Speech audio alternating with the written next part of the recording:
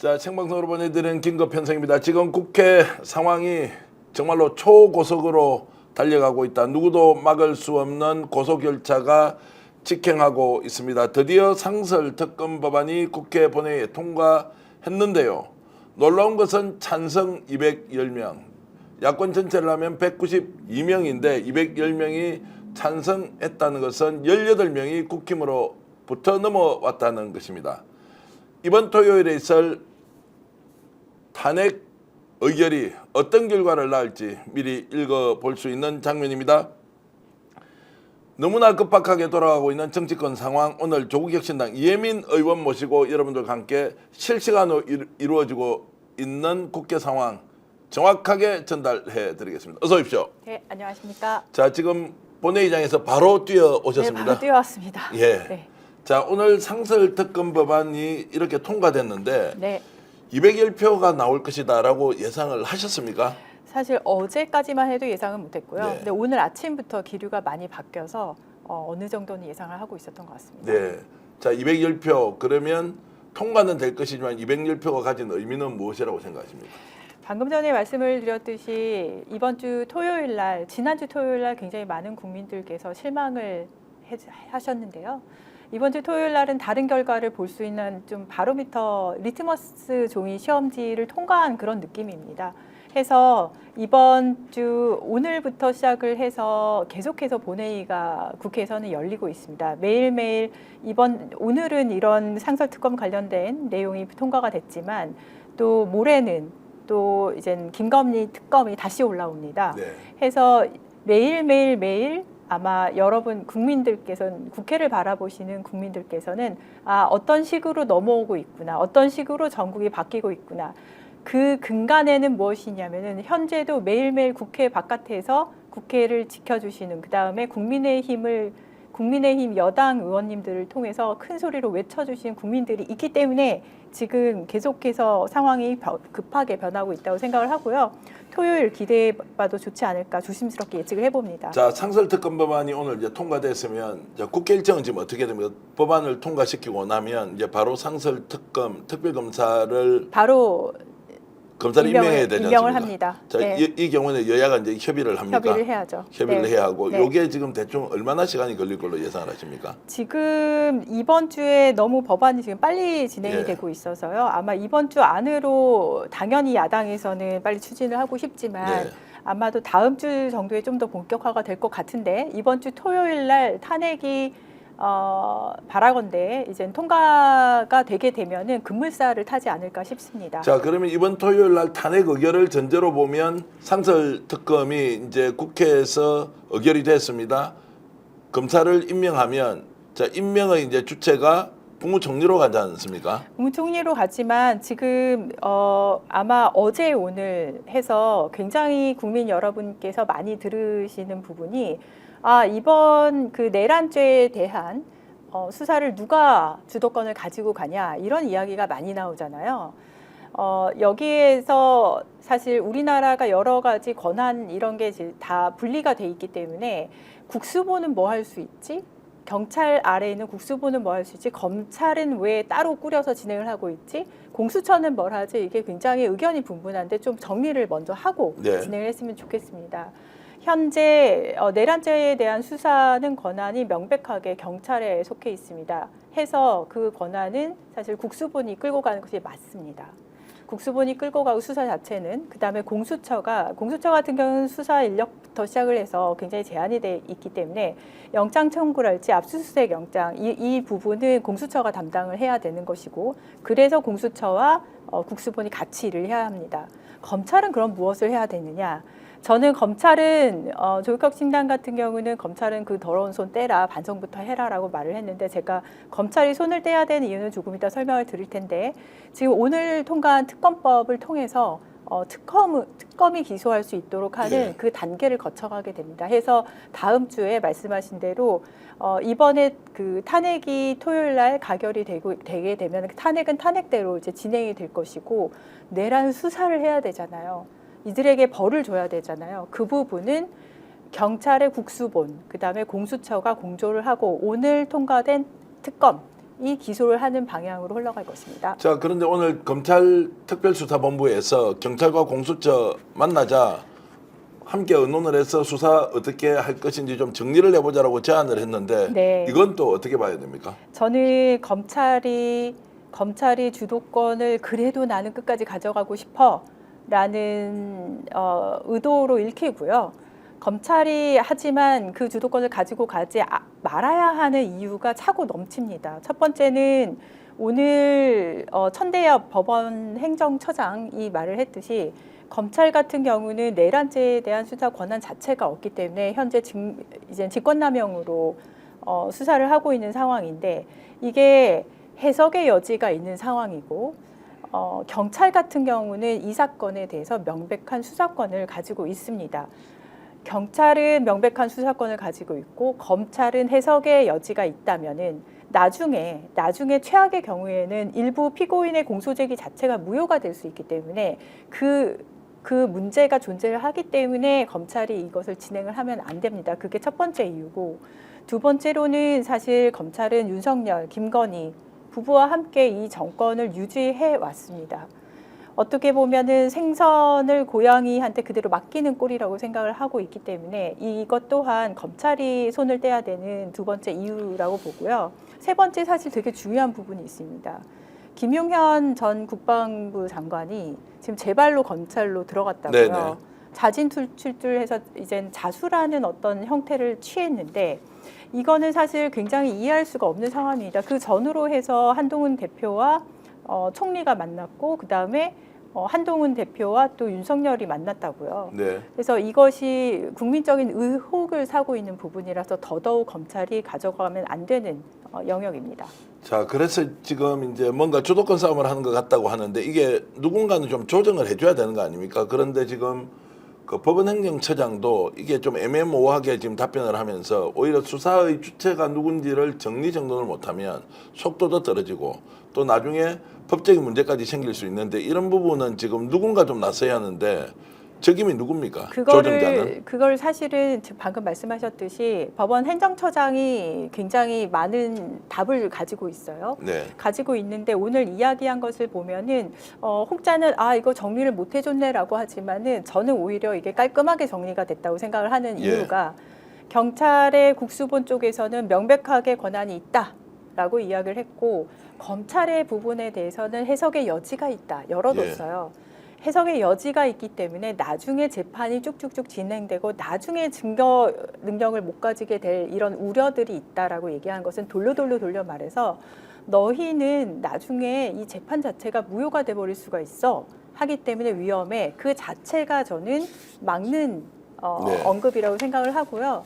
오늘 내일 지나면서 이 논의는 급물살을 타게 될 것이고 이 처장의 말이 굉장히 중요한 근거가 되지 않을까 그렇게 보고 있습니다. 어쨌든 이제 수사 주체에 대해서는 오늘 또 국회에서도 촉구안을 결의했지 않습니까? 맞습니다. 이것도 네. 상당히 이제 수사를 하고 있는 주체에는 힘을 실어주는 것이다라고 이제 볼 수 있을 거고요.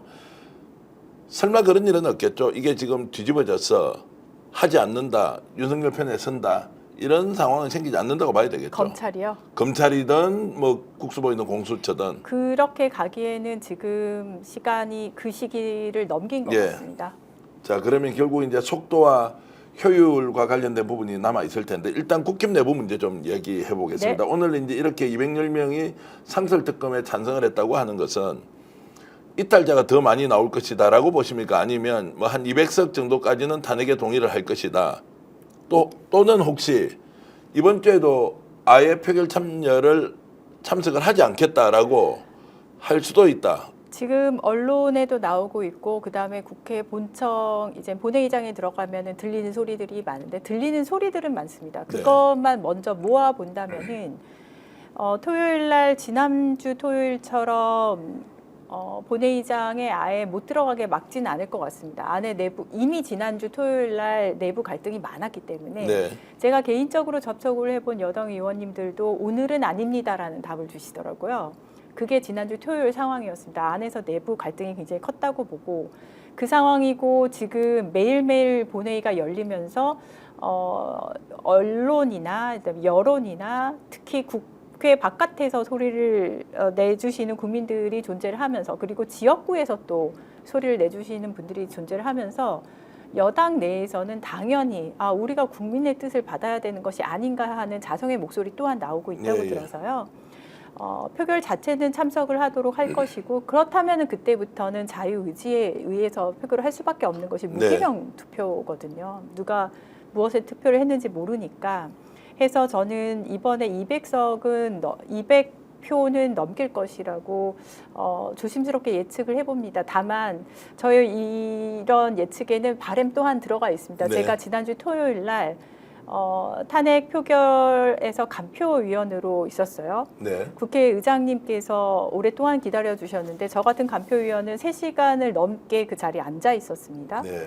끝나고 200표가 되지 않았기 때문에 명패만 세고 끝냈는데 명패를 세는데 이렇게 굉장히 아날로그식이에요. 손으로 세는데 190개까지가 이제 딱 차고 스택에 다 차고 5개가 바닥에 이렇게 놓여져 있는 모습. 네. 195개를 보면서 좀 울컥하기도 했었고 네. 다음 주에는 이거 채운다. 그 다음 주에는 생각, 채운다. 다음 주엔 채운다.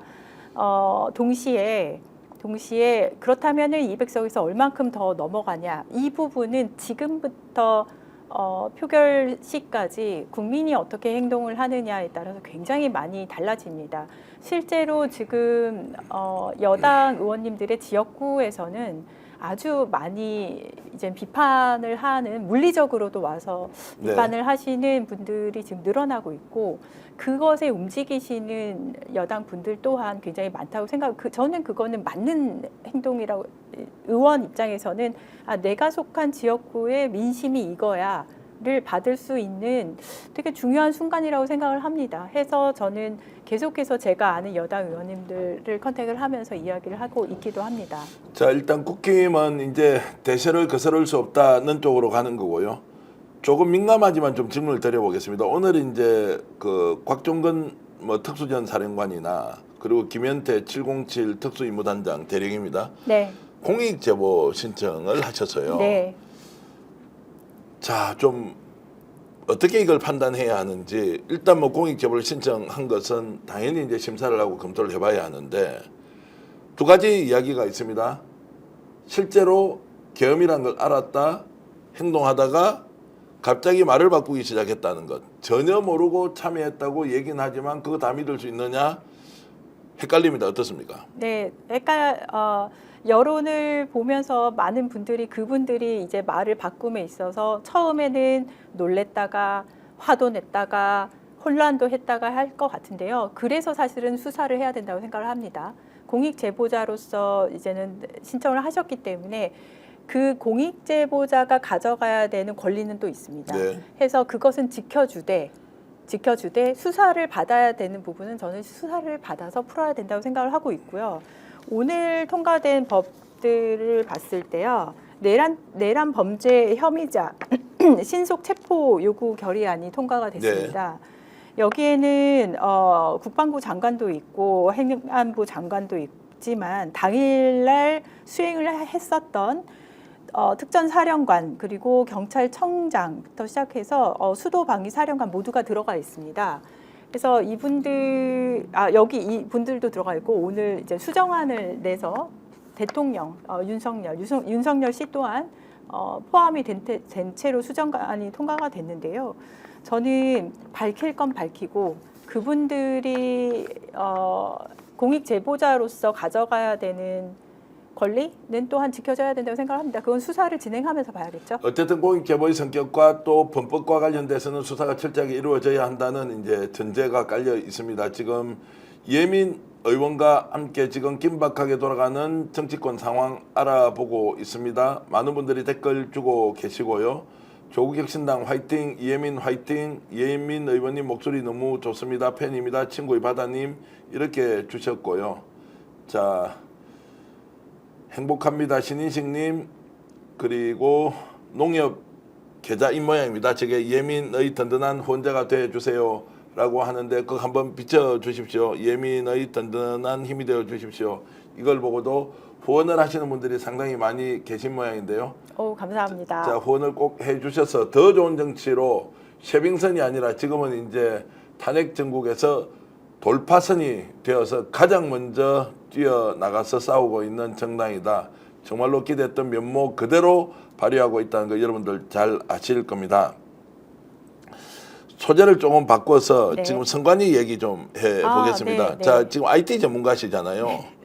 아니 대한민국에서 네로라는 이제 IT 전문가이시고 구글에 오랫동안 근무하셨는데 선관위에서 뭔가 해킹을 받아서 그 데이터가 훼손이 되거나 손상이 되거나 조작이 됐을 수 있다라고 하는 이 문제 제기에 대해서 어떻게 보십니까?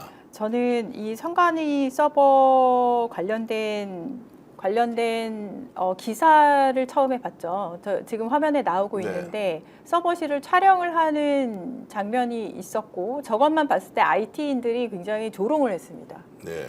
조롱을 했었던 이유는 서버실에 가서 저걸 사진을 왜 찍나? 이유는 서버실에 갔다고 한다면은 사실은 저렇게 지금 나오듯이 선관위 서버 복사 확보를 지시를 하고 그다음에 서버 복사 확보 혹은 물리적으로 이제는 옮기는 것을 하지 않았을까라고 이젠 추측을 하고 있었는데 사진이라니 하면서 굉장히 많은 IT인들의 조롱을 샀던 사진인데요. 지금 속속 나오고 있는 내용을 보면은 사실은 선관위 서버를 실질적으로 복사를 해가지 못했다 혹은 서버를 복사를 했지만 기록을 남기지 않았다. 이게 아직 확실하게 결론이 안 나 있는 상태이긴 합니다. 두 가지가 있는데요.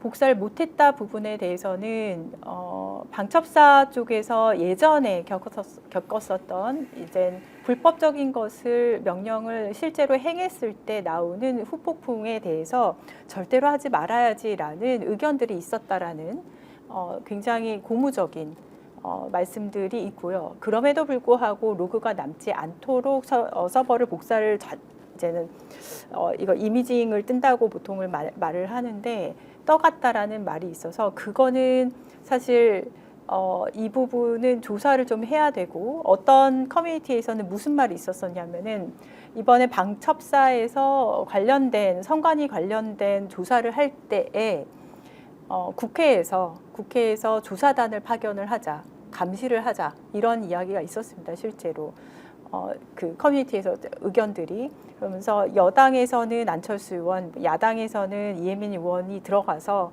국회 조사단이 가서 저걸 조사를 하는 것을 실질적으로 지켜봐야 되지 않느냐라는 의견이 있었는데 저는 만약에 그런 조사단이 꾸려진다면은 기쁘게 가서 검사를 하고 옆에서 문제가 되는 불법적인 영역이 있는지 확인을 하고 싶은데 지금 거기까지는 가지는 못했죠. 이 부분은 이 또한 수사 과정에서 조사단 같은 것이 국회 조사단 같은 것이 꾸려지지 않을까 기대를 해보긴 합니다. 실제로 부정선거가 이루어졌을 수 있다 가능성 저는 뭐 개인적으로 굉장히 낮게 봅니다. 낮게 봅니까? 아예 네. 없다고 보십니까? 어떻습니까? 아예 없다고 보는 쪽이 저는 가깝습니다. 자, 그럼에도 불구하고 일부에서 주장하는 이 내용을 왜 대통령 그리고 특히나 지금 그 국방부 김용현 같은 경우에는 여기에 완전히 심취 경도된 상태에서 이거를 부정선거라고 딱 규정을 확정 편향을 갖고 이렇게 움직이지 않습니까? 이건 어떻게 봐야 됩니까? 맞습니다. 지금 방금 말씀하신 대로 계엄령을 내놓게 된 가장 큰 이유로 부정선거를 말씀을 하시더라고요. 그래서 조금 알아봤는데 대통령실에서 혹은 대통령 부부가 윤석열 씨와 김건희 씨가 스픽스 같은 방송을 봐야 되는데 굉장히 편향된 극우 편향된 그다음에 전혀 과학적이지도 아니한 천공을 비롯해서 그런 사람들의 유튜브를 계속해서 보다 보니까 그만의 어떤 세계에 갇혀서 내가 부정선거에 피해를 봤어라고 그냥 단정을 하고 진행을 하고 있는 것 같아요. 네. 근데 저는 가서 그 옆에서 얘기를 해주고 싶은 게 있습니다. 이번 총선이 당신이 말한 대로 부정선거라면은 당신이 뽑힌 대선도 부정선거야 라고 이야기를 해주고 싶습니다. 정말 정신 좀 차렸으면 좋겠습니다. 자, 지금 이제 속보로 나오는 것 예민 의원께 좀 여쭤봐야 되겠습니다. 대통령이 특전사령관에게 직접 전화를 해서 국회에서 빨리 문부 쓰고 의원들 끌어내라라고 직접 전화를 했다는 거예요. 네. 지금 본인은 야당의 경고만 하는 것이다라고 거짓말을 지켰다가 놀랍지도 않습니다. 놀랍지도 네, 않아요. 네. 끄집어내라고 국회의원들 문 부수고 들어가서 윤석열은 그랬을 것 같아요. 그렇게 이야기를 했을 것 같아요. 예. 이유는 뭐냐면은 이거를 한번 이런 일을 일으켰다라는 것은 물론 그 담화에서 마치 경고 주고 끝날 거야라고 이야기를 했지만 속속 드러나는 증거들은 굉장히 치밀하게 준비가 됐었다라는 정황이 나오고 있습니다. 그렇게 치밀하게 준비해서 이 엄청난 일을 비상계엄인 선포라는 것을 하려면은 이것이 실패하게 됐을 때의 후폭풍도 고민을 했을 것 같고 무조건 성공하게 했을 것이고요. 그렇다라면 사실은 국회의원들을 표결을 못하게 만들었어야 되는 목적성 또한 뚜렷하게 가지고 있다고 생각을 해서요. 이걸 내란을 획책한 사람은 그렇게 얘기했을 거라고 저는 뭐 추측하기는 전혀 놀랍지는 않고요. 다만 제가 느낀 그날 계엄군들의 모습은 총을 들고 있었는데 네. 쏘지 않았다고요. 예. 한마디로 이렇게 겨눈 사람이 없었어요. 물론 그 총에 이제는 뭐라고 부르죠? 이제 유리창 깰 때 예, 개머리판. 예. 네, 그 단어를 얘기를 예. 제가 할까 말까 바로 하시는데, 네, 유리창을 깰 때 사용을 하긴 하였으나 그 다음에 들어가서도 화분을 이렇게 옮기고 들어가는 모습이랄지 예. 그래서 뭔가 이상하다라는 생각이 예. 들었는데 그 이상하다를 뒷받침하는 가장 큰 정황은 이들이 보안을 유지를 하려다 보니 손발이 다 안 맞았던 것 같습니다. 예. 네, 그리고 계엄군들이 들어와서 그 수행을 할 때 굉장히 머뭇머뭇거리는, 그러니까 굉장히 혼돈 자체인 모습이 조금 보였기 때문에 윤석열은 그렇게 이야기를 했을지언정 실질적으로 보안을 너무 지키다 보니 이게 제대로 수행 자체는 현장에서는 다 전달이 안 됐구나라는 생각을 했습니다. 댓글로 행복합시다님께서는 이번 계엄을 보면서 다행인 건 야당을 너무 잘 뽑았다는 겁니다. 조국 혁신당의 출연 그리고 민주당 의원의 물갈이가 얼마나 소중한지 하루하루 감사합니다. 라고 하면서 이제 국회의원들이 엄청나게 선방을 했다. 대한민국 민주주의를 지키는데 제도로서 정말로 탄핵 의결을 계엄을 해제하는 이 네. 과정은 한편의 드라마를 보면서 모든 국민이 그 순간을 이제 조마조마하면서 이렇게 지켜봤는데 제가 그날 있었던 이야기를 잠깐 해드리자면 예. 저는 어떻게 달려갔느냐. 저는 제가 출연하는 MBC PD 수첩이 당일날 방영이 될 예정이었어가지고 네. 퇴근을 하자마자 MBC를 틀고 PD 수첩을 보고 있었습니다. 보다가 이제 자막으로 딱 떴을 때 처음에는 저게 무슨 소리지?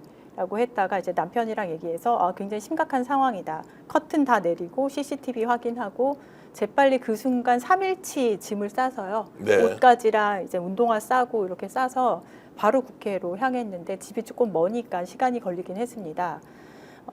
그때 오면서 들었던 생각은 아무 생각도 없이 우선 사람들은 위험해 뭐 이런 얘기를 나중에는 했는데 몸 괜찮았냐 말씀들을 하시는데 빨리 가서 150을 채워야겠다. 네, 예. 이 생각 말고는 아무 생각이 안 들었고요. 사전에 좀 준비를 하셨습니까? 예를 들어 조국 혁신당 차원에서 혹시라도 계엄 상황이 올 경우에 해제를 해야 한다는 이 제도를 완벽하게 숙지를 하고 있기가 그러진 않았어요. 그러지도 그러진 않았는데도 않았는데, 바로 일단 네, 자동적으로 그냥 달려갔다. 그리고 실제 그 드라마 같다라고 말씀을 네. 해주셨지만 바깥에서는 시민들과 보좌진들이 몸으로 막고 있었어요. 네. 탱크도 그렇고 장갑차도 그렇고 계엄군들 다 막고 있었고 안에서는 절차에 맞춰서 진행을 하느라고 정말 사실은 속이 애가 탔습니다. 그 네. 안에서는 애가 탔는데 하지만 의장님 입장에서는 이게 절차대로 진행이 안 될 경우에 나중에 또 문제가 되니까 모두가 속이 타지만 절차대로 진행을 하는데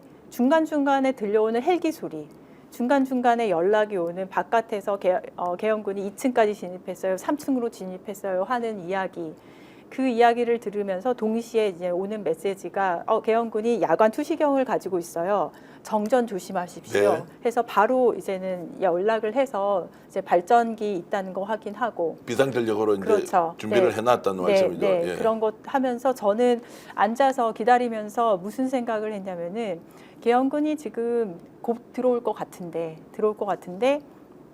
어떻게 하면은 151명을 지켜내지? 라는 생각을 하면서 지금 다 이렇게 뿔뿔이 앉아 있으면 안 되고 펭귄들처럼 모여 있어야겠다. 네. 그러면 190명이었잖아요 그날. 190명인데 한 20명 뜯겨 나가더라도 151명은 지킬 수 있어라는 네. 생각을 하면서 그 자리에서 앉아 있었던 기억이 나네요. 그게 며칠 전이네요. 참 그때 이제 솔직한 심정은 어땠어요? 이게 이제 지켜야 한다는 것도 있지만 이 극악무도한 행위지 않습니까? 상상 초월. 저는 사실은 어릴 때 계엄령을 아주 어릴 때였기 때문에 그게 무서웠다. 그다음에 매우 조심하고 살아야지. 무슨 사람들이 모여서 말을 하면 쉬 조용히 해. 이런 식의 기억이 남아있을 뿐 제가 겪을 거라고 상상도 못했고요. 그것도 2024년도에 국회에서 겪을 거라는 상상도 못했고 그 충격파는 전 국민한테 갔을 것이라고 봅니다. 트라우마가 전 국민한테 생겼을 것 같고 그러기 때문에 더더욱 많은 분들이 토요일 날도 국회 여의도를 지켜주셨다고 생각을 하는데요. 계엄에 대해서 저는 그 자리에 앉아서 윤석열은 명을 스스로 단축하는구나라는 생각이 들었고 조국혁신당 같은 경우는 조금 전에 쇄빙전 말씀을 해주셨지만 상당히 될 때부터 탄핵을 외쳤던 정당이고 탄핵 소추안을 가장 먼저 써놨던 정당이고 국민들께 공유를 가장 먼저 해드렸던 정당이고 토요일 날 부결이 되자마자 바로 다음 날 그 다음 탄핵 소추안을 공유를 해서 모든 야당한테 뿌렸던 정당입니다. 네. 저희는 탄핵 소추안을 쓸 때 뭔가 결정적인 한 방이 더 있었으면 좋겠다는 생각 또한 하고 있었어요. 물론 이유는 차고 넘쳤습니다. 15가지를 정의를 내릴 때 굉장히 많은 부분들이 이미 이 사람은 윤석열은 탄핵 대상이다라고 생각을 하고 있었기 때문에 저는 그 자리에 앉아서 명을 줄이는구나. 더 결정적인 한 방을 날려주는구나 라고 생각을 하고 있었습니다. 자, 33 트위스터님께서는 지금도 꿈속에 있는 듯해요. 문득문득 현실감도 사라지고 혹시 또 무슨 일이 있는 건 아닌가 싶고 집중도 안 되고 자꾸 무슨 일이 있을지 걱정이 됩니다. 이게 트라우마인 듯한데 맞습니다. 과거 선배들은 어떤 삶을 사신 것인지 가만히 있어도 눈물이 흐릅니다. 아마 그때 장면을 떠올리는 국민들은 정말로 5천만 개의 드라마가 각기 다른 방식으로 돌아가는 것이었다 이런 생각을 저는 하고 있습니다. 하하하님께서는 자 지금 예민 의원 열심히 응원해주고 계십니다. 감사합니다. 정말로 인기가 많으시네요. 지금 동시 접속 한 2,300명 많이 들어와 계신 건데 야 여러분들 정말 고맙습니다. 하하하님, 김현수님, 다인님, 자 원터셔츠님. 네. 자 이런 분들도 정말 좋은 걸 많이 주고 계십니다. 제가 트라우마 말씀을 하셔서 잠깐 네. 말씀을 좀 드리고 싶은데 전 국민적인 트라우마라는 단어를 저는 많이 생각을 합니다. 가장 큰 트라우마라고 저는 생각을 하는 것이 아마 세월호가 네. 침몰을 할 때 모든 국민이 각자의 드라마 방금 전에 말씀하셨지만 각자의 자리에서 그 세월호가 침몰하는 과정을 어떻게 본인이 겪었는지 알게 됐는지를 제가 만난 모든 분들은 본인의 스토리로 다 기억을 하고 계세요. 네. 그 순간을 스냅샷처럼 다들 기억을 하고 계세요. 그게 바로 전 국민적인 트라우마입니다. 네. 저는 그 트라우마, 국민적인 트라우마를 윤석열 정권이 또 줬다라고 생각을 합니다. 이번 계엄으로 인해서. 하지만 저는 국민들이 얼마나 대한민국 국민이 회복 탄력성 이야기를 많이 하는데 외신에서 많이 합니다. 이제 영어로는 resilience라고 얘기를 하는데 resilience가 대단한 나라다라고 네. 얘기를 하는데 저는 지난주 토요일 날 국회 바깥에 나가서 이 응원봉을 흔드는 젊은이들 그 다음에 굉장히 유머러스한 깃발들을 보면서 거기에 힘이 있다라는 생각을 하게 됐어요. 우리가 전 국민적인 트라우마를 겪었지만 그것을 극복해내는 힘 또한 서로 연대를 하게 될 때 이렇게 크게 일어나는구나라는 생각을 했고 저도 그래서 집에서 응원봉을 챙겼습니다. 네. 자, 어쨌든 위대한 시민의 힘이 무엇이었는지 다들 이제 보고 있어서 대한민국이 여전히 힘이 있고 희망이 있다. 젊은이들에게 모든 기회를 정말로 넘겨줘야 한다는 생각까지 들었는데요. 지금 현재 수사받고 있는 지금 피의자들에 대한 얘기 좀 하겠습니다. 네. 지금 조지호 경찰청장은 자, 휴대폰 2번 바꿨고요. 그 김용현은 5일부터 휴대전화기를 3번이나 교체를 했습니다.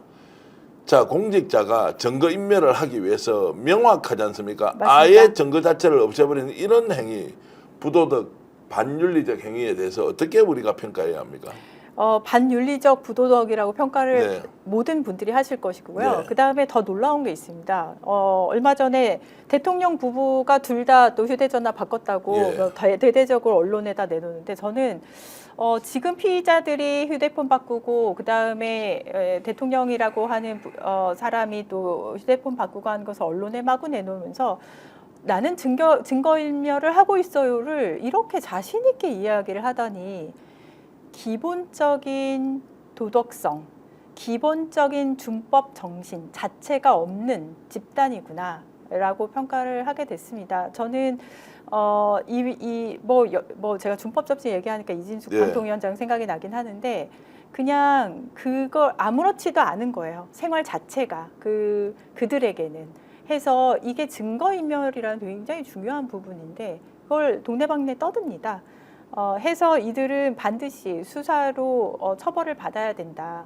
절대 곱게 두면 안 된다라는 생각을 더 하게 됐죠. 자, 이런 상황에서도 윤석열 대통령이 윤석열이 저는 호칭 안 대통령이라고 못합니다. 예, 네. 윤석열이 지금 계속 버티고 있다는 거예요. 본인 아직까지 잘못한 게 없다라고 생각하고 있다는 전언이 용산으로부터 들려옵니다. 이런 자세 어떻게 보세요?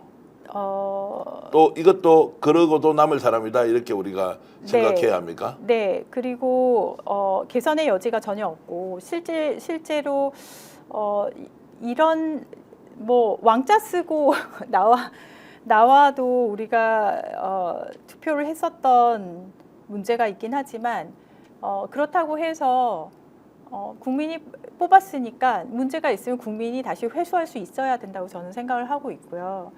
요걸 또 많이들 말씀을 하세요. 저는 이 사람이 처벌을 받아야 된다는 거에 대해서 굉장히 강력하게 주장을 하고 오늘 표결도 그렇게 하였지만 문제는 감옥에 들어간다 한들 대통령직을 계속 유지를 하는 거라고요. 그래서 이 사람의 직무가 정지가 되는 것이 아니기 때문에 여전히 옥중 무엇인가를 할 수 있습니다. 해서 사람들이 체포하면 되는 거 아니야? 탄핵이 먼저 아닌 거 아니야? 라는 의견 또한 많이들 주세요. 하지만 동시에 진행이 돼야 됩니다. 이유는 탄핵만이 직무 정지를 할 수 있는 방법입니다. 물론 자진 사퇴가 있긴 하지만 그거는 뭐 지금 이 사람의 정신 상태로 보면 기대를 할 수가 없고 해서 탄핵으로 직무 정지를 시켜야 됩니다. 이 사람은 지금 제정신이 아닌 것 같아요. 이런 사람에게 우리나라의 국군 통수권 위치를 맡긴다는 것은 너무나도 위험하기 때문에 하루라도 빨리 직무 정지를 시켜야 되는데 그 직무 정지를 시킬 수 있는 것이 바로 탄핵입니다.